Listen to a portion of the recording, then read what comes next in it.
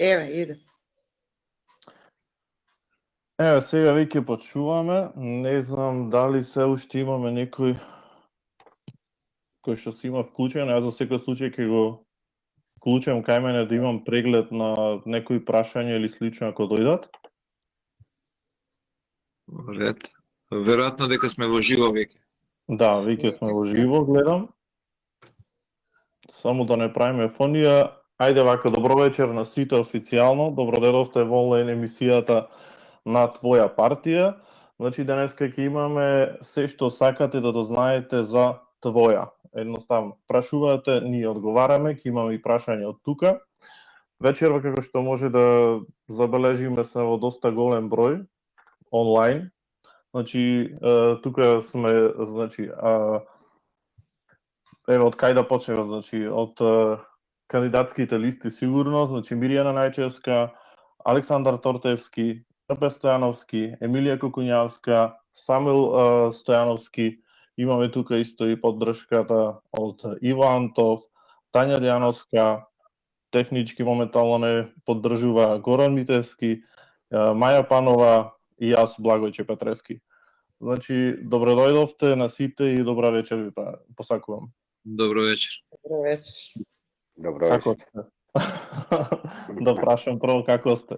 Дали сте супер? Добро. Супер. Како оди кампањата? Па се надеваме добро. Да.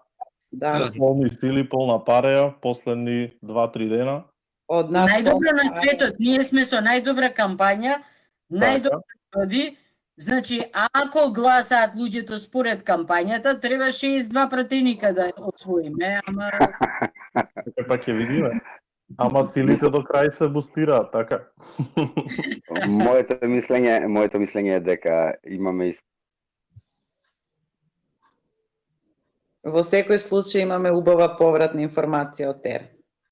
И јас, според тоа што го следам на Facebook и на Instagram, дефинитивно имаме огромен фидбек од поддржувачи и исто така и од луѓе кои претходно не знаеле за нас. Се разбира, сме нова партија, Твоја партија, нова партија на сцената, на политичката сцена во Македонија.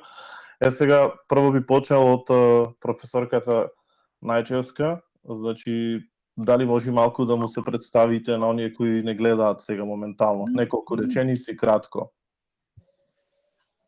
за Твоја партија може да се каже само она што беше кажано дека е нова. Многу ја нарекуваат мала, меѓутоа според мене не може да се зборува за големи и мали партии, се знае регистрацијата колку бара членови и тоа се 1000 луѓе, тоа значи дека ние представуваме најмалку 1000 луѓе, а не зборуваме како членови, а не зборуваме за сите оние кои што се поддржувачи, симпатизери или луѓе едноставно кои што би застанеле за една, две или неколку од идеите кои што ги пласираме.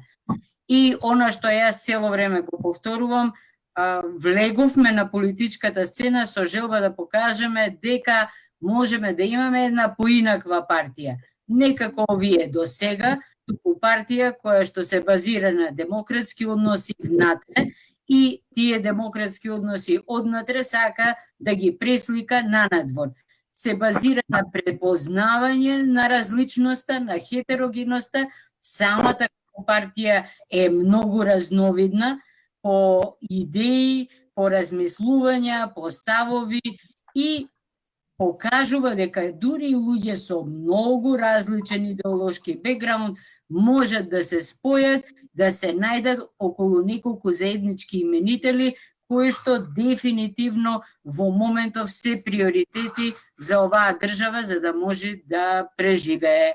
И токму тие приоритети ние ги ставивме и во нашата изборна програма, тоест како изборни приоритети. Добро, како што можем да забележам, значи тука нема левица, десница, лево, десно, центар, право, значи може секој кој што има добри идеи, кој што е професионалец, се разбира да придонеси и во Твоја партија и целосно во државата. Значи, јас забележав уште кога се формиравме, дека многумина всушност имат различни политички гледања кон нештата, одредувајќи нели за центар, лево, десно. но не собра една идеја дека е конечно потребно најмалку политичка определба, туку нешто што се вика повеќе функционалност на државата. Така, И тоа значи битна е целта. Целта е таа која е собра. Така. Супер. Ајде малку да го прашам и кандидат Александар Тортевски. Што може да ни кажете во што ние како партија, твоја како партија е поразлична од другите партии? И во некои други сегменти, кои, например, не ги спомна професорката најческа. Прво, по самиот принцип на организирање на партијата. Ние не сме организирани како другите партии по вертикала, туку напротив по хоризонтала. Практично нас ни се основни единици на партијата, работните групи по стручност и тука директно влегуваат луѓе, значи не треба да се качуваат во некаква партиска хиерархија за да дојдат до врвот. Тука стручњаците веднаш се на свое место. Така, во твоја партија немаме партиски книжки, така? Партиски книжки немаме, имаме една само едноставна изјава, односно онлайн пристапница и веднаш човекот може да се вклучи. Впрочем, како вие што влеговте и сите други кои што сакаат и покажуваат интерес, може да влезат и веднаш се рамноправни со сите основачи. Целта беше да привлечеме луѓе, а не да ги и да привлечеме стручњаци кои што ќе работат на она што го знаат во партијата. Значи, многу е глупа организацијата на другите партии, каде што во некаков месен комитет, не знам сега, да не знам, во Тетово или во Гостевар, и сега имате таму еден лекар, еден шумарски инженер, некој што зидар, значи и они се некаков комитет кој што треба да одлучува, например, каква ќе биде иднината на Македонија во однос на енергетика. Они немаат појма од тоа. Меѓутоа ќе разговараат, ќе гласаат, ќе мислат, ќе трошат хартија, ќе пишуваат мислења, а на крај партијата ќе им каже како тоа треба да се направи во зависност од тоа кој ќе ја плати на партијата некаква реклама или кој ќе ги помогне, кој ќе им помогне во кампањата за рекламирање и потоа партијата има обврски да врати средства и решенијата им зависат од тоа.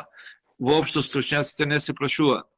Ние тргнавме, значи, со хоризонтален принцип на организација, каде што основна организациона единица се работните групи по стручност. И тргнавме веднаш да бидеме онлайн партија, да не печатиме материјали, заради тоа што сме и екологисти. Не печатиме материјали и нашиот сон е Естонија, она што го постигна Естонија во управување на државата. Таму има 140 луѓе во администрацијата и за да можете така да ја управувате државата, така да ја организирате државата, сепак прво е во партијата да научите да функционирате така и ние тоа се обидуваме да го направиме и јас можам да кажам дека сум многу задоволен од тоа. До сега оди кампањата, ние немаме потрошено ниту едно листче хартија, ниту еден флаер, ниту еден плакат. Значи, даваме многу поддршка во борбата за оживување на човековата околина. Сите активности ги водиме преку социјалните мрежи. Не примаме пари од никого, значи од надвор, само се финансираме исклучиво од членарина. И тоа е можеби тоа што најмногу не разликува од другите. Ако некој ви даде големи пари, имате големи обврски. Големите обврски задолжително ќе ве одгледат утре во криминал. Тие пари ќе треба да се вратат, а се враќаат секогаш преку злоупотреби во тендери или од разни фондови и тоа потоа веќе ја разводнува практично целата битка на партијата. Така. Добро, малку да вклучиме господинот Стојановски. Господин Стојановски, сакам да ве прашам на кого му се обраќа твоја партија? Која е нашата целна група? Дали има некоја целна група или на кого целиме најмногу? Кој Стојановски? 20. Се извинувам на господин Трпе Стојановски, пошто него го запоставивме малку. Се извинувам.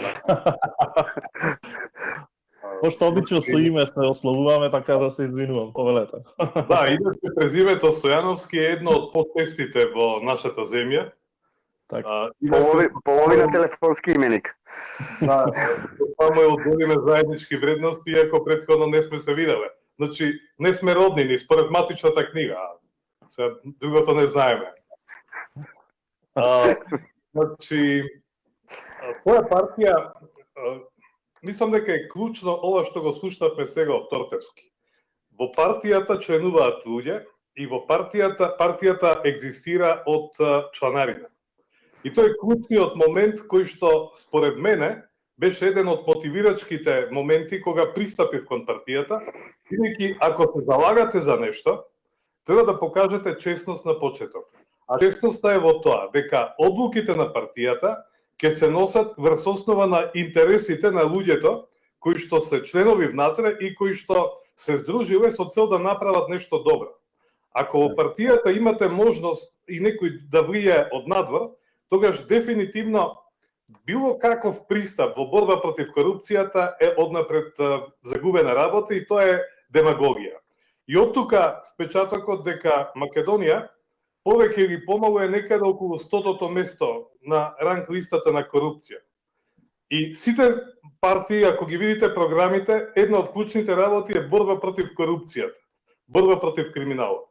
Ама во ваква поставеност како што функционираат партиите, тоа е неможно, од причина што некој друг со кесата пари или првата пари која ќе дојде во партијата да ја помогне, партијата е должна утре да ги изигрува или да кружи околу прописите, или да прави прописи кои што се далеко од правото, и тоа веќе навредува. Тоа е една од главните причини зошто сакаме да понудиме здрави решенија и во овој момент не охрабрува приодот или едноставно реакциите од граѓани кои што споредено со бројките со кои што располагаат партиите како нивно членство, е надеж дека оваа идеја има иднина.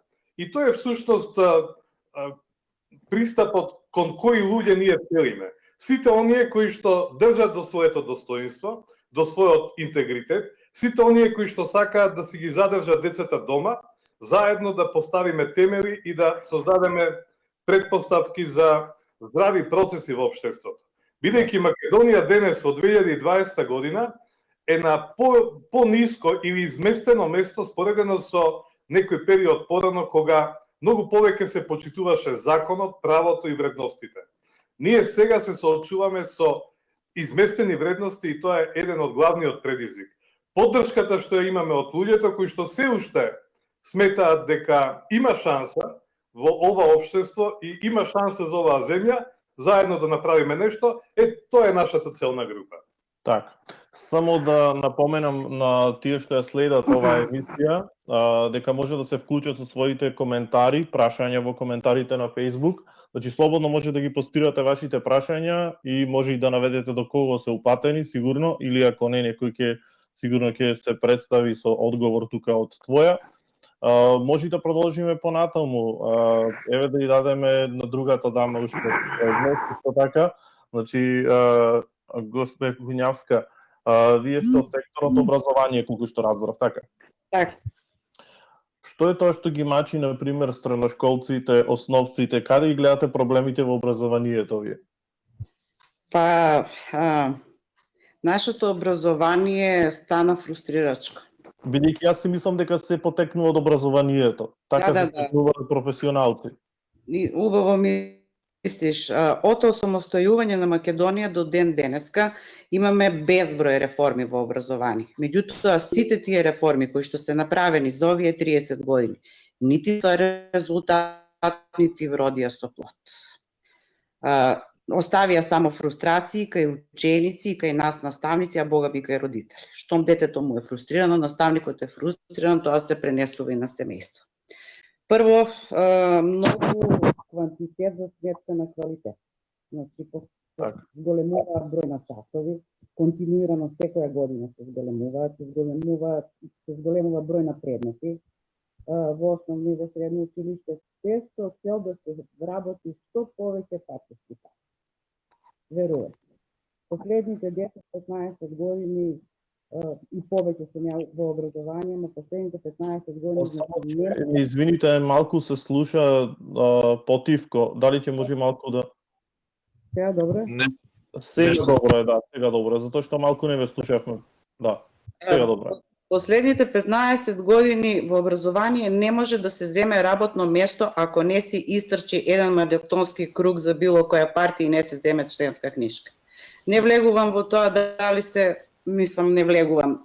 Има многу стручни и многу подготвени наставници со партиска книжка. Значи го нашле начинот да дојдат на работно место според дипломата која што има. Меѓутоа не е начин. Не е начин, не им се дава шанса подеднакво на сите професионалци да дојдат до работно место. Партијата не смее да биде работодавач. Така. Каде почуваат најмногу овие проблеми? Каде ги гледате? Од каде почуваат? Од средното образование или се потегнуваат уште од основното образование? Уште од основното, значи базата е многу битна. Ја у неколку наврати кажав, основците има дури повеќе часови неделно отколку што имаат средношколците. Наши 9 оделенци имаат 33 часа неделно, средношколците прва, втора година имаат некаде околу 28 часа неделно. Овие поголемите Слободно можат и другите да се вклучат ако имаат нешто. Има е прашање од гледач, изгледа реагира на изјавите нашиот Твитер, во кои опониравме на изјавите на тоа канењето на Телма и другите телевизии најверојатно. Вели, не прашува сите, нема до кого е. Што е тоа што сакавте да го кажете на големите партии, а не успеавте да го кажете во дуел? Еве, јас што практично мислев да го прашам господинот Заев, една изјава која што во Македонија помина многу некако тивко и незабележано, а тоа е изјавата на градоначалникот на Охрид пред околу мисли чини 5 или 6 месеци, кој што кажа дека не може да руши Дивоградби заради тоа што ќе му го убијат семејството. Тоа во оној некој жаргон, тоа е една изјава, малку извртено, една изјава 1000 збора. Тоа е комплетна слика на нашето општество. Ако имате вие градоначалник на владеачка партија, кој што ќе каже јавно дека не може да руши Дивоградби заради тоа што се плаши за семејството, вие тука имате оценка на комплетниот систем. Од полиција, од јавно обвинителство, од судство. Значи, кога толку висок функционер на владеачката партија едноставно се чувствува загрозен и никој не се обидува да го заштити, и тој се плаши да спроведува закон, за каква држава ни зборува? Тоа ми беше, например, едно од клучните прашања што сакав да ги поставам. И исто така, билбордот кој што го постави пред известен период СДСМ, во кој што ги повика гласачите да гласаат, што навистина ја осликува државата, каде што им порача на граѓаните дека ако не гласаат ќе се врати Груевски. Со што ги плашат тие? Значи, зошто ги плашат со враќање на човекот што тие го пуштија да избере? И што ако се врати? Ако не имаме систем, и ние им одговоривме дека твоја партија воопшто не се плаши од враќањето на Груевски. Нека се врати, нека ги донесе само парите. Во една честна, коректна постапка ќе утврдиме дали има кривична одговорност или нема. Да не преюдицираме сега дали има или нема. Значи, нашите сомневања се сосема оправдани, меѓутоа и основани. Меѓутоа, како владеачката партија ги плаши граѓаните дека може да се врати Груевски? Па што ако ќе се врати? Немаат ли тие систем на правосудство кој што може да го уопси и да го осуди или да му докаже евентуално, да му докаже вината? Во однос на Мицковски сакавме да го прашаме како не се срами да седи во Белата палата кога точно знаеме дека подот во владата е платен за 5600 евра по метар квадратен, подот само, не по квадрат градење на владата. Само подот е платен 5600 евра и за таа сметка е градена Белата палата со најскапи можни материјали. Уметничките слики во владата се добиени на подарок од оние кои што ги црта уметничките слики за музеот на ВМРО, односно како го прекрстија подоцна музеот на македонската револуционерна борба. Значи, палатата им е градена со надплаќани фактури во сите јавни работи во Скопје 2014. И сега они зборуваат за правда, за правна држава и за одговорност и ќе донеле правна држава. Тоа е хипокризија од најдолем вид. Јас тие прашања мислев да им ги поставам, не знам за други. Дозволи Торте да те надополнам, тука покрај оној билборд срамен билборд што беше истакнат. Некаде во истиот период се појави и она легендарна мисла на Десковска, која апелираше за негласање за така наречените мали партии, што беше скандалозно.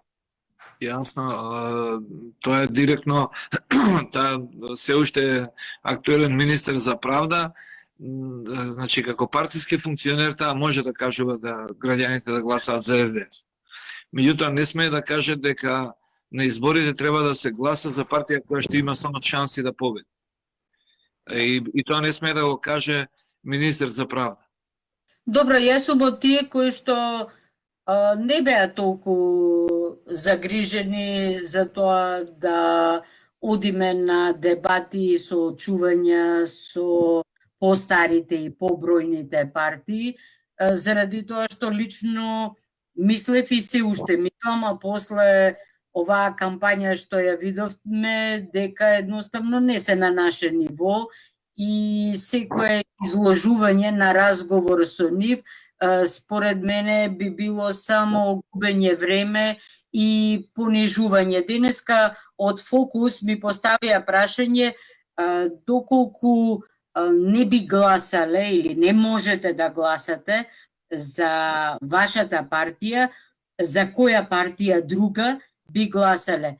И јас им одговорив за ниту една. Всушност, јас сите овие изминати години сум била дел од граѓанскиот сектор, не сум влегла во ниту една политичка партија и решив сега да влезам во партија токму заради тоа што ниту една од постоечките не исполнува ни минимум од стандардите кои што јас сметам дека некоја политичка партија би требало да ги исполнува. Значи, влегов во целата оваа идеја за формирање на партија, затоа што едноставно не можам ни во една од вредностите кои што тие ги промовираат да се најдам на соодветен начин.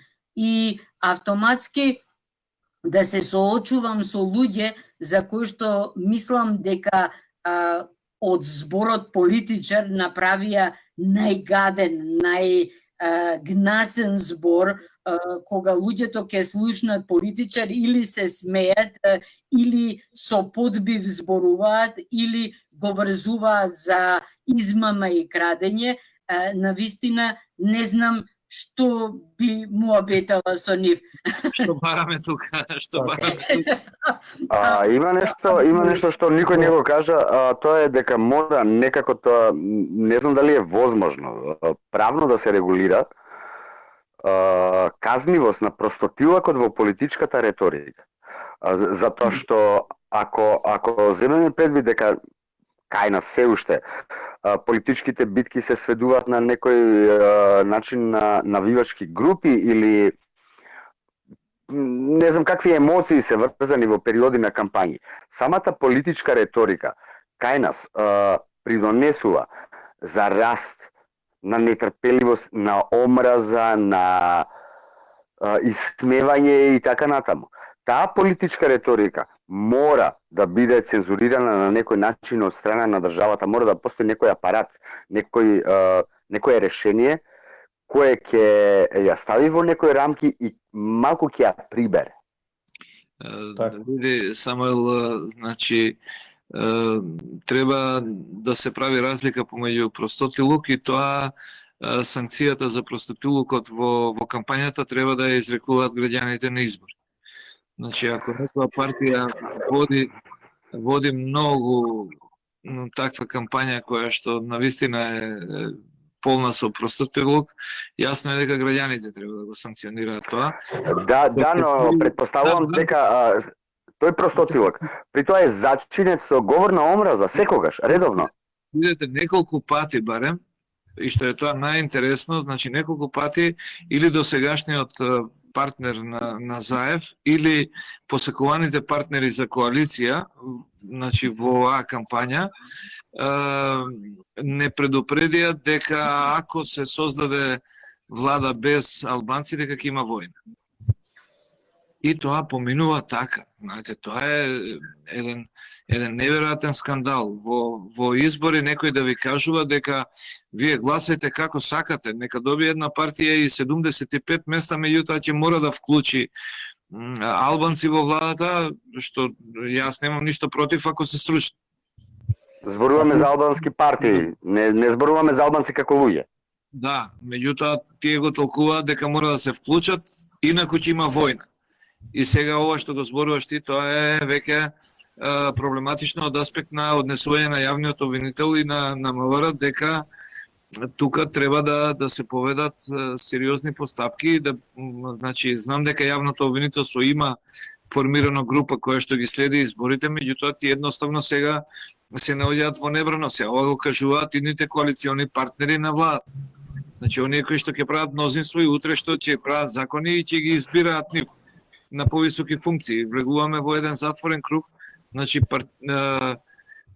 се плашат функционерите од се плашат обвинителите од партиските функционери.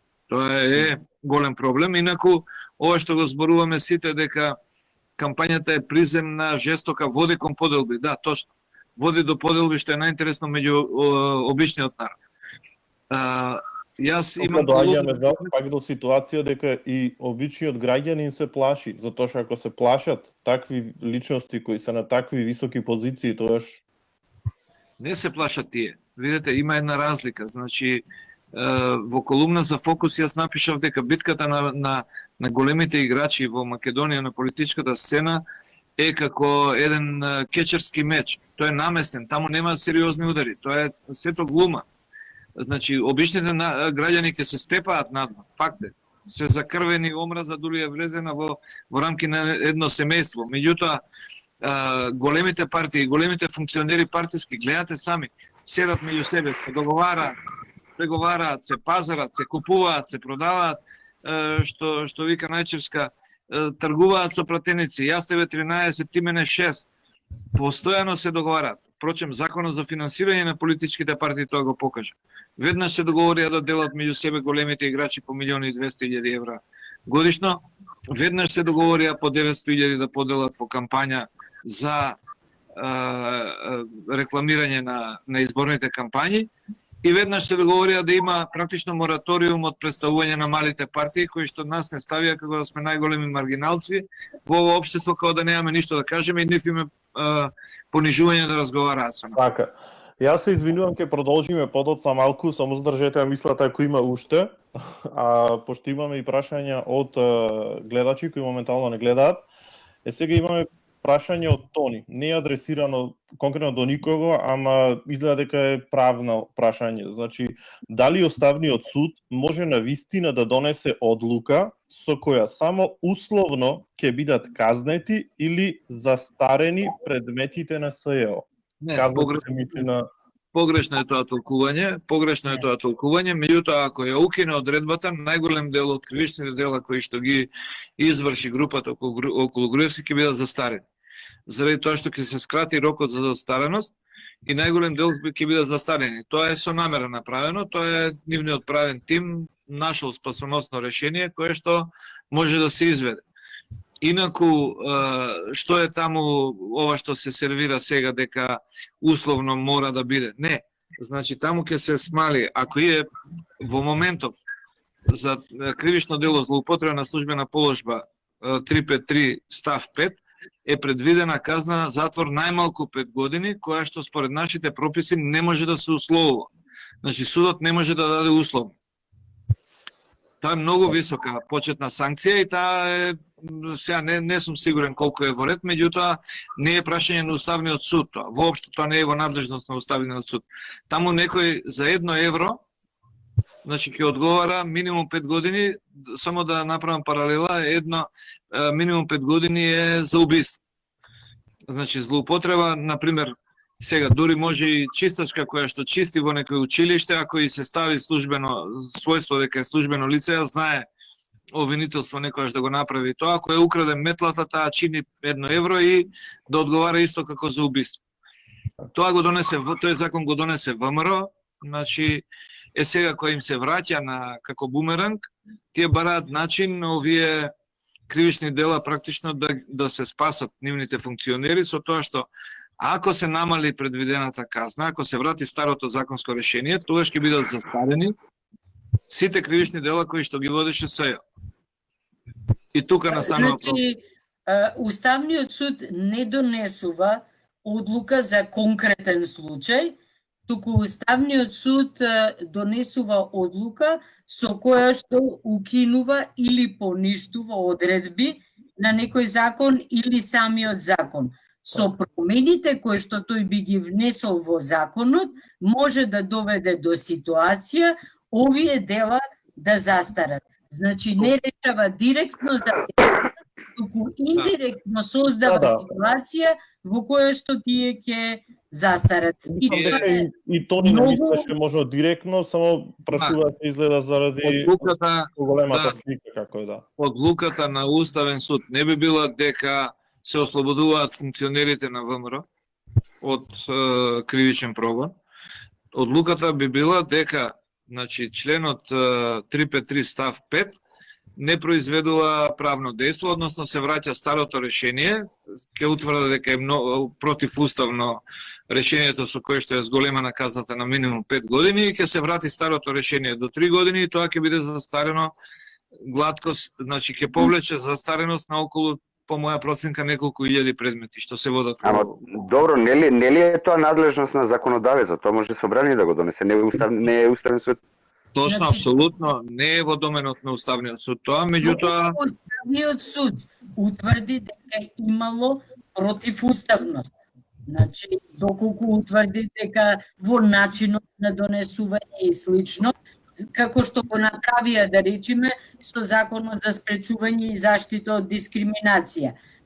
Тие сака да не постои тој и таков закон, каков што беше донесен, и измислија дури процедурална грешка, за да можат да го укинат законот и на тој начин и во овој период да направат вакуум, меѓутоа и да вратат неколку години наназад во подготовката на законски решенија со кои што се регулира дискриминацијата. Значи, Уставниот суд не е законодавец, меѓутоа решенијата на Уставниот суд се обврзочни. Нема жалба по тоа, освен доколку се појде до Европскиот суд за човекови права и слично, и доколку на тој начин таа процедура не се продолжи. Значи, нашето законодавство нема повисоко решение од решението на Уставниот суд, тоа е содлуката на Уставниот суд. Гледам дека има уште некое прашање, така? Да, има уште едно прашање, сега тоа не беше поврзано со ова, после ќе продолжиме на оваа тема, можно ако има и други прашања. Имам ја едно поврзано со оваа тема, дали може да го покриеме? Потоа на прашањето на Елена Капоје. Постои начин да, ако ние дојдеме на власт, ги вратиме парите, така ме прашуваат. Видете. Да ги вратиме најверојатно украдените пари од страна на бизнисот и се. Ја мислам дека ние нема бројчаник да поставиме. Значи, тоа беше смешно ветување и тоа би било несериозно ветување. Она што ние можеме да го ветиме е дека ќе донесеме или ќе иницираме законски решенија за преиспитување на потеклото на имотот, дека ќе иницираме законски решенија со кои што ќе може да се утврди, да се следи патот на парите и на тој начин да се види кога имало перење на пари, кога имало неосновано збогатување, кога имало злоупотреба, кога имало крадење. Меѓутоа, така општо да ветиш дека ќе ги вратиш парите, тоа е шарена лажга според мене. Значи, ако може само кратко, светски стандард, најуспешните држави кои што жестоко се борат против ваков криминал, се многу задоволни ако успеат да вратат 25%. Значи 20% се смета за многу голем успех ако успее да се врати во државната каса. Правилото во цел свет е дека кога ќе се открие некој сериозен финансиски криминал, значи казната се намалува, а во зависност од тоа колку тој е подготвен да врати пари. Значи, тоа е основен стандард и 20% е многу висок светски стандард. Меѓутоа, во еден момент јас можам да ви кажам дека многу голем број функционери на поранешната владеачка партија беа подготвени да се пазарат и да вратат дел од парите само за да добијат помали казни. Значи во оној момент кога чувствуваат дека нешто сериозно ќе се смени, дека постои опасност, тие на секој начин се обидува да стигнат до луѓе кои што ќе им овозможат можеби некаква позиција да вратат пари, а да лежат малку затвор. Видовте сега дека никој нити врати пари, нити лежи затвор. Се олабавија. Кога зборуваме за СЕО и за овие предмети, дали сега во оваа рамка како што е ставено СЕО веќе не постои, значи е во склоп на јавното обвинителство, дали мислиме дека има капацитет да ги истера овие случаи до крај? Кој е нивниот капацитет? Потребна е комплетна реформа на јавното обвинителство, вака како што е сега во моментов јавното обвинителство, нема ниту кадар, ниту ресурси да ги води овие постапки. Ме плаши искрено дека значи ќе се повтори судбината, а имаше некакви наговестувања уште на времето дека неколку високи функционери на ВМРО успеале да се пазарат со СДС и со структури, дури и со меѓународната заедница, да добијат третман сличен како Васил Тупурковски и како Бучковски, односно предметите да им се влечат само во наредните 20 години и полека да застаруваат. Некако кога се склопува мозаикот, личи дека такво нешто има. Така. Има некој уште нешто да додаде на прашањево или? Може да предиме. Аха. Да, ако има трпе, слободно Трбостански. Она за што се залагаме и она што го ветуваме е дека доколку бидеме во можност, законот ќе се спроведува со интегритет. Така ќе испегла многу нерамнини за кои што сега може да поставаме прашања. Многу е тешко да се предвидат резултатите, особено од судските процеси, меѓутоа, бидејќи сето тоа е наталожено, но од моментот кога ќе имаме можност, ветуваме дека законот ќе се спроведува со интегритет. Тоа подразбира ефективни и ефикасни реформи, особено во институциите на правдата, особено во сферата на јавното обвинителство, но кога тие чекори реално ќе бидат завршени, ќе се видат и резултатите. Така. Сега во врска со ова исто е и прашањето на Невена, прашува значи реално колку пратенички места очекувате? Тоа е првото прашање. Само ќе го прочитам цело, па подоцна можем да го дообразложам. Значи, какви промени може да направите во тој случај, а истите можете да ги направите и вон парламент? Кои се првите 3 промени што би ги иницирале? Значи, промени може да се направат сериозни промени, доколку влезиме со неколку пратеници, почнувајќи од сите оние закони кои што се донесуваат со двотретинско мнозинство. Значи, секогаш кога постои донесување на таков закон, гласање на таков закон, пратеници кои што не се врзани со големите партии, тоест со бројните и постарите партии, можат да форсираат, може да инсистираат на одредени вредности и принципи кои што би биле или вградени во тие закони, или пак би можеле на овој или оној начин да бидат дел од подзаконската или пропратната регулатива. Исто така, ваква една партија како твоја со неколку пратеници може цело време да подсетува на што е правно, што не е правно. Посебно да се спротиставува на донесувањето на закони по скратена постапка, што е едно од болките на нашето општество и основа на правната несигурност. И еден од најголемите проблеми кои што видовме со кои што се соочува дури и бизнес заедницата и кои што дефинитивно ги прави недоверчиви луѓето воопшто кон законите.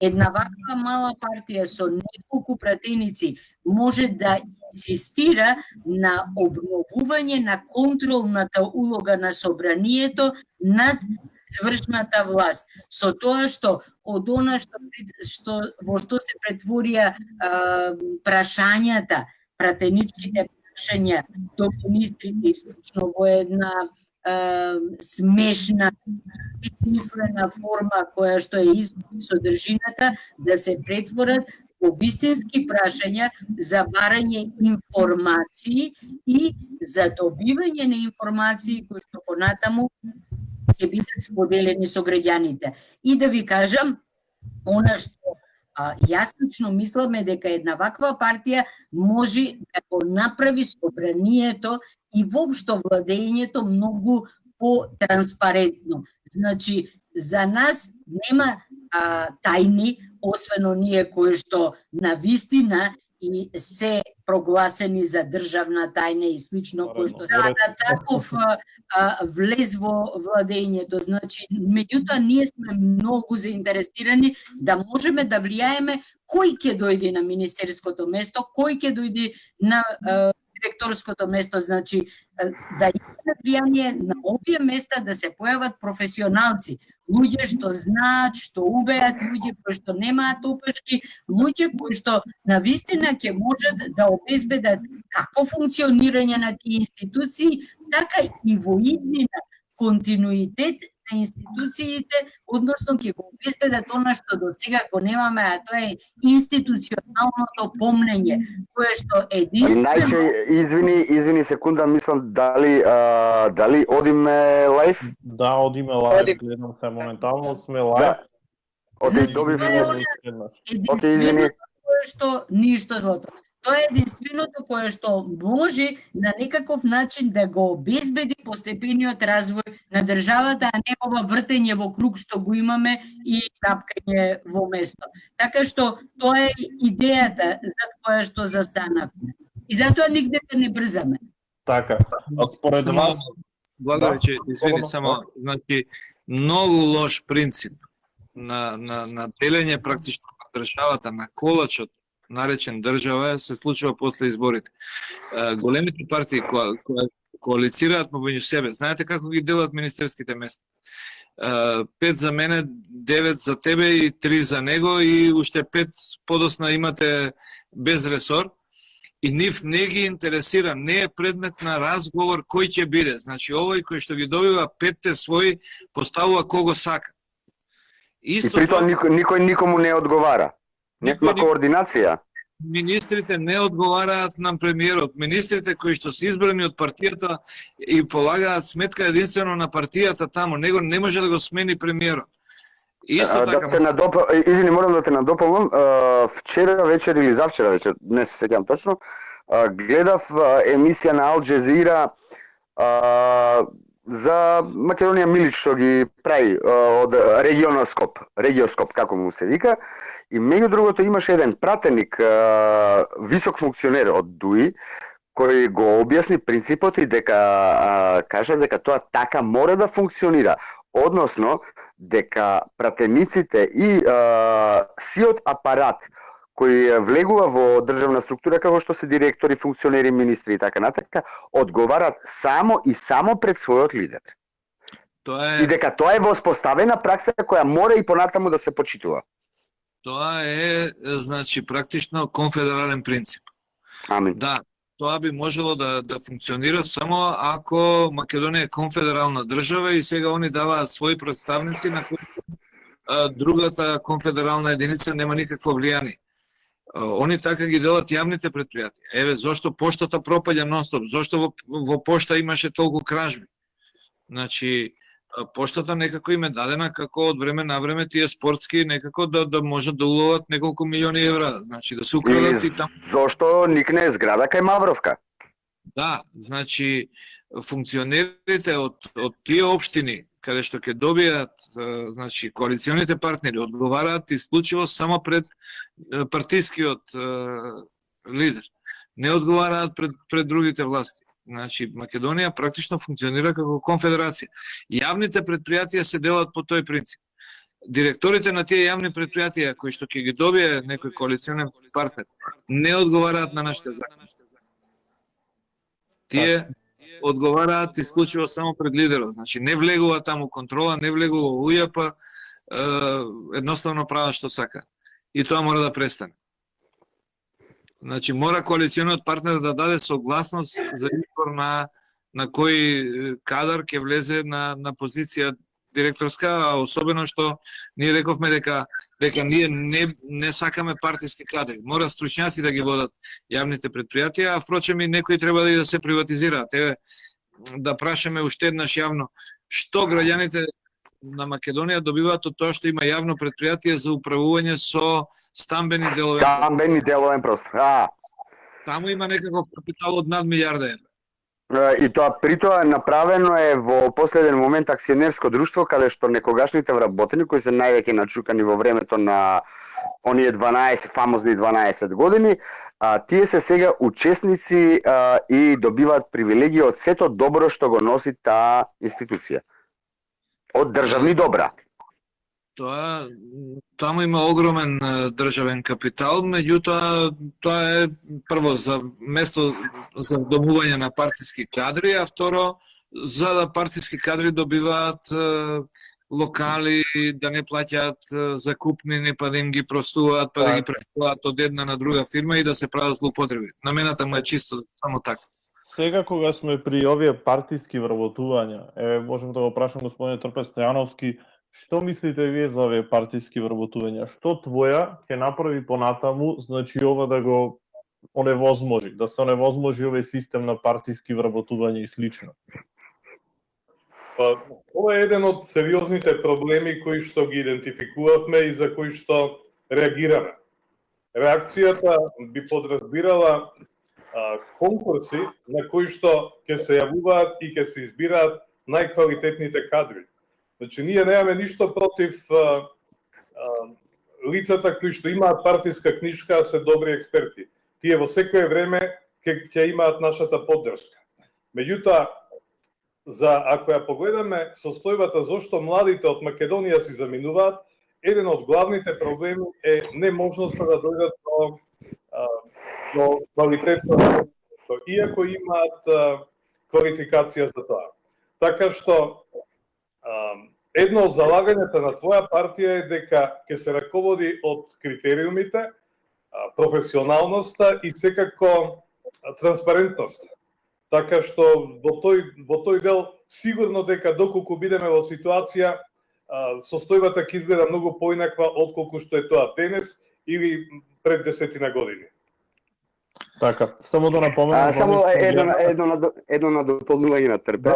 Само да напоменам дека може да поставуваат прашања оние кои се вклучени онлайн во меѓувреме. Ќе бидам многу краток. Значи, што не гледаат слободно може да постирате коментари со прашања до нашите гости. Ќе бидат одговорени, се разбира, од нив, а може да продолжиме господин Самил Стојановски. Само да го надополнам, Трпе. своевремено кога беше она бустање на вработени партиски членови од страна на она фамозно македонски шуми, замислете дека институции од рангот на Завод за заштита, музеи, театри, македонска опера и така натака беа наполнети со кадри од македонски шуми. Одлично, супер. Затоа шумите ни се вакви се. Пази, притоа и самите шуми, и самото вработување во македонски шуми не беше со луѓе кои треба да бидат во македонски шуми. Видете, значи ние размислувавме долго за ова и прашањето е како да се изберат вистински професионалци. Да, и што се пие со вишокот, тоа е проблем. Вишокот, значи мора државата да направи сериозни планови. Сега ние имаме проблем со незаконската сеча и не знам за кој процент, меѓутоа сериозен процент од шумите во Македонија се бесправно исечени. Сега ни треба една сериозна програма, тие луѓе до вчера што краделе дрво да ги вработиме да садат дрво. Значи не можеме да ги ставиме 30.000 луѓе веднаш во затвор. Меѓутоа мораме да спречиме сеча, меѓутоа ни требаат сериозни програми помогнати секако од ЕУ, од Обединените нации, борба за против климатските промени и со такви средства да луѓето кои што во Македонија се научија дека треба да крадат дрво и да сечат шуми, дека треба да ги вработиме. Меѓутоа треба да им се покаже дека имаме сериозна намера да го санкционираме сечењето на едно дрвце. Значи, многу често најчесто се насмеа малку слободно може, да. Многу често станува збор за лоша организација, за лошо распоредување на луѓето. Доколку погледнеме на администрацијата како на јавна администрација, која што не е составена само од државни службеници, туку е составена од наставници, професори, лекари, медицински сестри, социјални работници и слично, ќе видиме дека по број таа јавна администрација, сите оние кои што би требале да пружаат услуги на граѓаните, воопшто не е преголема. Значи има многу држави во кои што сите оние кои што пружаат услуги на граѓаните се во многу поголем број, меѓутоа и на многу подобар начин распоредени.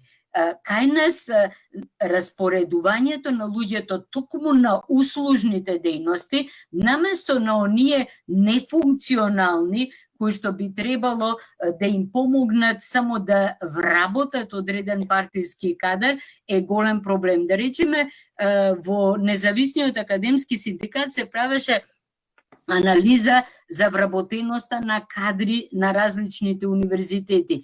И дојдовме до сознание дека на некои универзитети има многу нови вработувања. Меѓутоа, кога погледнавме каде се тие нови вработувања, испадна дека на некои универзитети, посебно од овие новиве, се вработени огромен број секретарки и секретари, многу голем број шофери, потоа многу голем број луѓе кои што се задолжени за обезбедување, и овој број на овој кадар во голема мера ги надминува и асистентите, и доцентите, и професорите. Значи, тоа прераспоредување на луѓето е многу важно. Да речеме, сега во моментов многу општини се жалат дека нема во нив гинеколог. Значи, ние велиме дека треба да дојди до децентрализација, луѓето да не бидат толку свртени кон Скопје или кон неколку поголеми градови, дека треба да се вратат во помалите места и слично. Меѓутоа, како да ги вратиме младите во некое помало место, ако таму нема воопшто гинеколог или нема матичен лекар? Значи, имаме многу лоша распределба на кадарот на територијата на целата. А при тоа сиот тој кадар се третира како државна администрација. Така. Јавна. Имаме јавна и Само една споредба.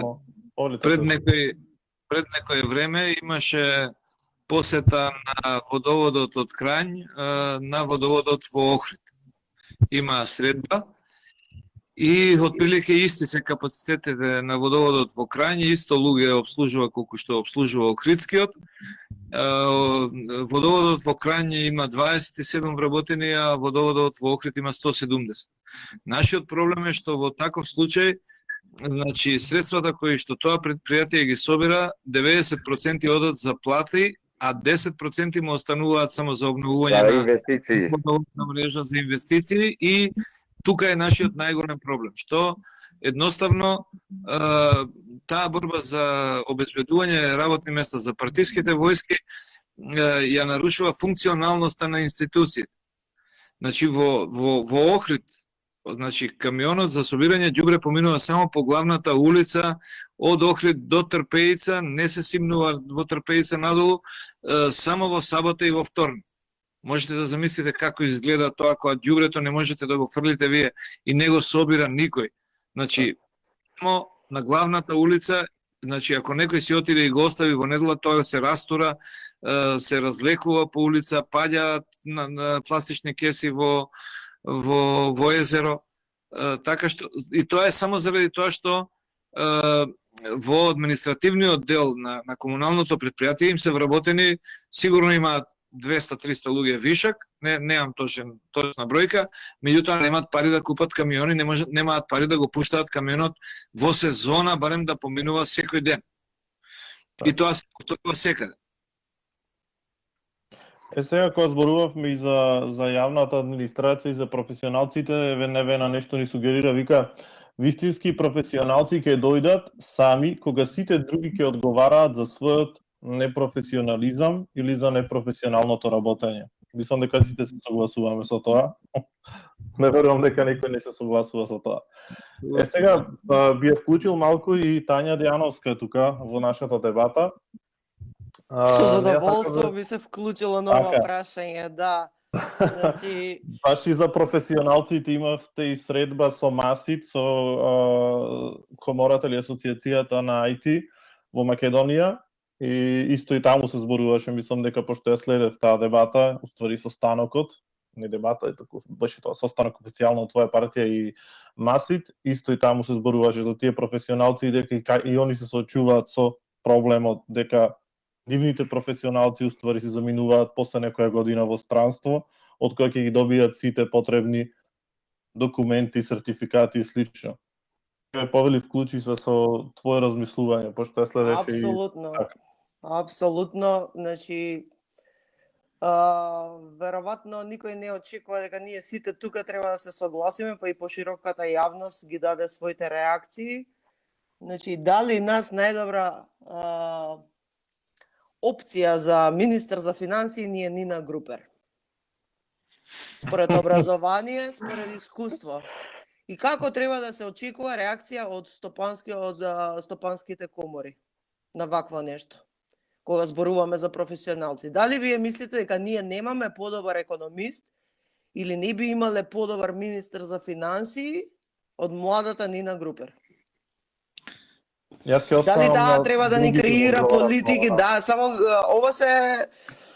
значи, дали ние немаме доволно професори во државата за нас да ни биде министер? Арвен Адеми, сакам да кажам. Не се истакнаа многу ни професорите, за жал. Меѓутоа, Нина Ангеловска, да се разбереме дека таа не креира политика. Напротив, таа е повикана да не креира политика, само да минува решенија што ќе ги сервираат, затоа што таа конкретен човек. Да. Значи, отприлике она како кога бил праќан бугарски космонаут на времето, советите која пратија, кога се жалел доле дека горе има многу дугмиња во космичкиот брод, и одоздола му рекле од космичкиот центар не пипај дугмета и нарани кучета, а таму била посадата друга била од кучи. Така што отприлике работата на Нина Групер се сведува на не пипај дугмета и нарани кучета. Значи, она не креира политика, она е таму изврши што треба да ги спроведе желбите на неколку тајкуни во Македонија, и кога видоа дека направија еден голем проблем таму, да ретерира, затоа што луѓе кои што држат до сопственото достоинство не би ги менувале толку одлуките. Так. Сигурно во Да Македонија дадеме шанса на Тања исто да докаже после кога ќе заврши, само да не се расплини дебата во други теми. Слободно Да. Торчевски продолжи, само да ја дадеме после и на Тања малку шанса. Да, повели. значи во секој случај ние не смееме да молчиме пред такви одлуки. Тоа сакам да го кажам. Значи македонската јавност не смее да молчи пред такви одлуки, затоа што некој е поставен на позиција како што се изрази Тортевски, за да се подхрануваат некои тајкуни и ние бевме сите сведоци на таков случај. Значи во здравствено-економска криза, кога сите фирми трпеа огромни загуби, најбитна компанија да се спаси беше Брако. Пошто е најбитна компанија Брако, сакам да кажам, значи професионалци, збориме за професионалци на позиции. Значи дали од сите ние во образовниот систем еве не мора професори, луѓе со искуство што ги имаме. Рековме образованието е темел на едно општество. Дали за нас најдобра опција е Арбен Адеми? Так. Како можеме ние на тоа да премолчиме и да прекјутиме? Затоа ние сме здружени во ова движење така наречено твоја партија, затоа што системот налага така да мора да функционираш преку партија и покрај тоа што народот го има замразено зборот политичка партија.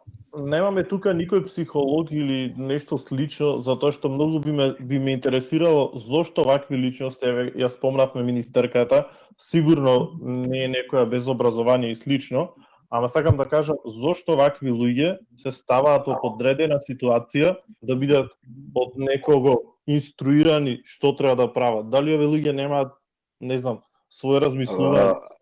Благојше во нашиот проблемот. Да, само да довршам. Значи проблемот тука некој е спремен да ја жртвува државата и сите граѓани за нечии лични интереси.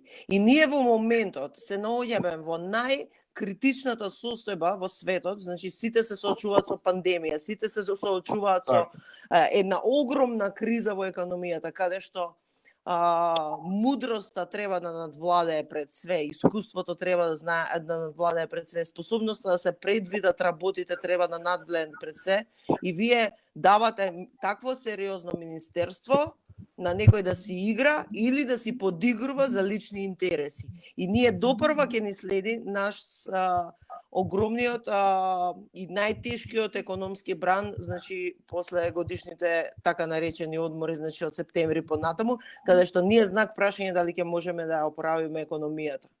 Сега тука доаѓаме до точката економија, политика и колку се овие избори важни за одредени промени во државата. Вака, Нина Групер е резултат на едно нешто што кај нас прво го имаме како јазичен проблем. Ако влада во други јазици се вика government, управувач, кај нас е нешто што владее. И самата министерка и други модуси, па дури да речеме и до раководители на институции, се сервис на власта, на оно што владее, а не се управување или менаџирање на она за кое што се таму наменети да бидат. Би сакал да се вклучам во овој разговор. Слободно. Мислам дека Емилија можда ќе сака да се вклучи, слободно поред може повели Стојановски. Еден од проблемите, меѓутоа многу сериозен проблем на нашата земја, од осамостојувањето наваму, веројатно и пред тоа ако анализираме, е дека многу често државните интереси биле потистувани за сметка на партиски или поединечни. И кога власта, која што треба да ја води државата, работи по таква номенклатура, тогаш имаме состојба каква што имаме денес. Не случајно, сите крупни процеси од приватизацијата, па наваму и ова што денес ни се случува, е резултат токму на тоа, дека државните интереси свесно или несвесно се потиснувани и за сметка на тоа е правена некаква профитерска работа за одредена партија или за поединци.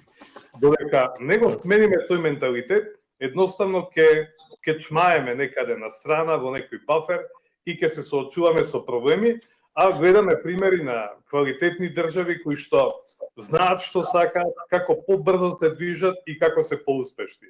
Така што Само за момент трпе. Многу ми се допаѓа оваа идеја и слично, и многу ја поддржувам, меѓутоа ја не мислам дека она што нам не недостасува, тоа е водење сметка за државниот интерес. Она што се изгуби на некаков начин, она што не постои во моментот е грижа за јавното добро. Значи, јавното добро сватено многу широко, како јавна површина, како јавна институција, како нешто што не е оградено со моето приватно делче, со мојата приватна ограда, и луѓето изгубија секаков однос кон тоа дека јавното добро не е ничие добро, туку напротив дека е сечие добро, дека она што постои како јавно нешто е во корист на сите нас. Кога имам парк како јавен простор, тоа не значи дека е ничи и дека можам што сакам да правам и дека нечија друга одговорност е и дека некој друг треба да се грижи за него. Не, тоа значи дека тој парк е и мој. И тој парк јас треба да го прифатам како нешто за што треба да се грижам, нешто за што имам одговорност. Тој елемент на почитување на јавното добро не постои ниту во образованието, ниту во воспитувањето, ниту во се она што представува делување на нашите функционери. Ниту пратениците, ниту министрите, ниту оние високи функционери воопшто не покажуваат желба да се грижат за јавното добро како за свое собствено добро. И мислам дека тоа е главниот проблем со кој што се соочува. Јас да се надобрам, извини.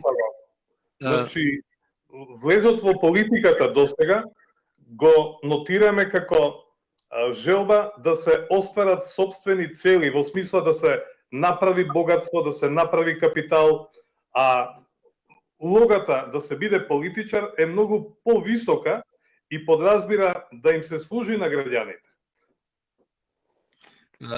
Јас да се надоврзам на Трпе во однос на пристапот, мислам дека беше на добар пат да се развие ова што го зборува професорката Најчевска за јавното добро. Да,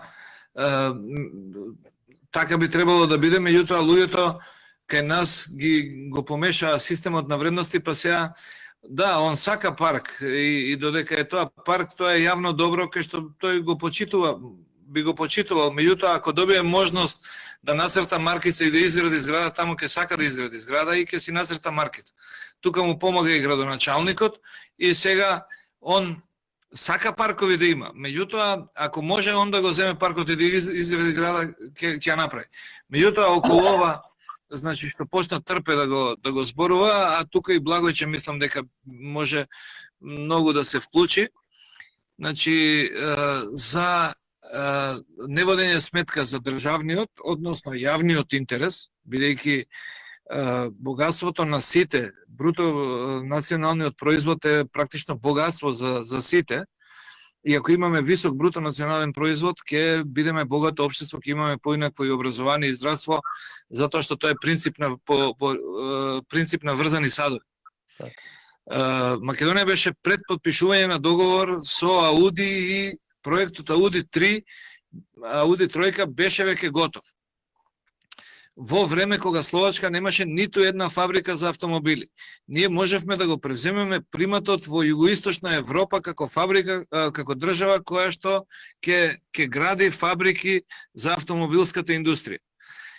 Први почнавме и бевме далеку пред сите и бевме готово да го подпишеме договорот со Ауди за да се прави тука Ауди A3, да се гради фабрика. Заради личен интерес на тогашниот министер за финансии, Таки Фити, Ауди 3 не дојде во Македонија заради тоа што на некои луѓе, негови пријатели, ќе им го расипеше бизнисот во трговија со коли. И тоа, значи, ние сме подготвени, она што го викаат граѓаните, за 1 кило месо да заколеме еден вол. Тоа е нашиот многу голем проблем. Еве сега Благојче ќе ви каже кои фабрики за автомобили се направени во Словачка, колку обезбедуваат работни места и како Словачка практично дојде до, значи, од држава за која што сите се грижеа како ќе се снајде во Европска унија, од цел тој регион прво да влезе во еврозоната и да има мањак на работна сила, значи недостаток на работна сила. Тука е негде 6%, значи некоја невработено сега моментално додека е коронава. Искрено, во 90-тите години, не знам, можда и некои луѓе гледале телевизија, слушале за Мечиар и за слични особи тука во Словачка кои што ја воделе оваа земја претходно.